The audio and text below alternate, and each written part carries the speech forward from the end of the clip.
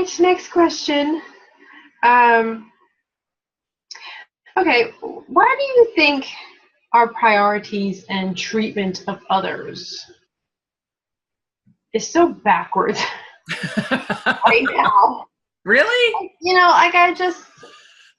Like I'm looking at, you know, like how we treat teachers and the pay that they get paid. And then, what you would pay like a lawyer. Mm-hmm. Um, I just feel like we're just so backwards as a It is society. backwards. Yeah. Just with so many things as far as what we feel is important and Mm-hmm. what we concentrate on and Yeah. Well, and of course, and it's no mystery. It's as obvious as it could be. It's because this is third dimensional reality. What else would you expect? You expect that the heart's going to be the thing leading the way here? This is a paradigm built out of fear. There's no heart here. There's no heart here. The only heart. Go ahead. Like for teachers, right? Like even if you were being selfish about it, who wants to be not many people want to be a teacher or No. can handle being a teacher. Mm-hmm. You would think for your own selfish reasons, let me pay them because they're providing a valuable service and I don't want to do it. Most of us don't want to do it. Right. Like, I don't know.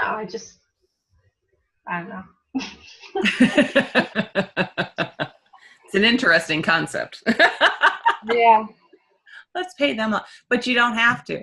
And the thing is, they're driven by teachers, nurses.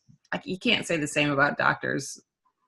I mean, you wish you could, but a lot of doctors become doctors because of the money. Let's not kid ourselves. Teachers, nurses, firefighters, a lot of policemen, kind of all of those service-oriented careers. Those people, they are driven by their hearts. Now, it doesn't mean they function from their hearts a lot of times, but they're driven by their hearts, and their heart wants to be of service. So that's why they do what they do, and they understand that it doesn't make a lot of money, but they have a calling to be of service, and it's a very admirable thing to do. And the reason that we don't pay them is because we don't have to. And this is the world, and the world says there's no value in that. What's the value in that? Because the world is the collective ego. And the ego says, what's the value in someone who wants to step up and serve because they feel called to do that? There's no value in that. Because it's not bringing me value. Right? Now, to a certain degree, some teachers do get paid rather well, right? But most don't. But your point is well taken, that the world is completely backwards. It's completely and utterly backwards. And it's sometimes you look at it and you're like, what is the point? Like, why? From the level of just living in the world. Outside of higher understandings, let's sit here for a minute and just be like, we're in the world and we understand that we're here in service, and like that's it. Mm-hmm. And from that space, I think that there are a ton of people like us on the planet who are at that place. Like, why bother? Maybe I should just go back to school and get a degree that's going to pay me $150,000 a year, and then let all you guys figure it all out, and I'll just live like everybody else. Yeah. Right. And I think there's a lot of that going on right now because it's frustrating. It's very frustrating to live from your heart here and to really care about humanity and to watch what's going on and to be part of it. It's painful. It's painful. And little kids get that. I mean, watch little kids when they're around people who are ugly toward each other and arguing and everything. I mean, it hurts them. You can watch it in them. They don't understand. They don't understand why it's happening, and it just doesn't make sense to them because they're so attuned to their hearts. And we're just so collectively like just completely cut off from that everything we do here now is created out of the self-serving agenda of the ego. And so our whole world is just a reflection of selfishness and greed and fear, and you see it everywhere. Then you see the heart coming in here and there, right?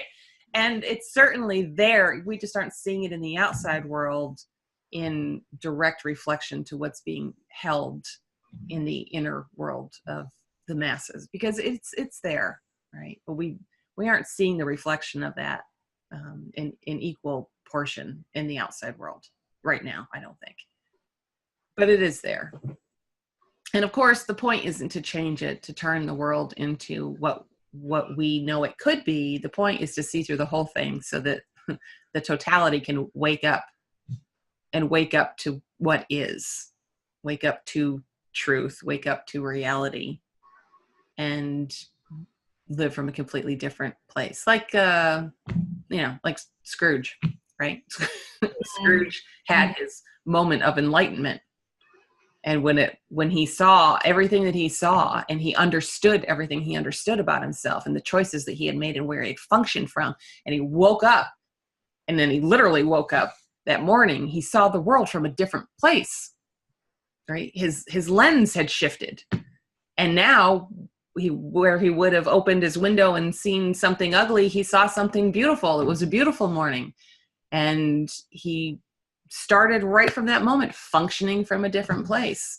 That's what everybody does when they wake up. They function from a different place. We just, we're hoping that we'll see it on a collective level. But that is what happens. Nothing here has to change. It's you change.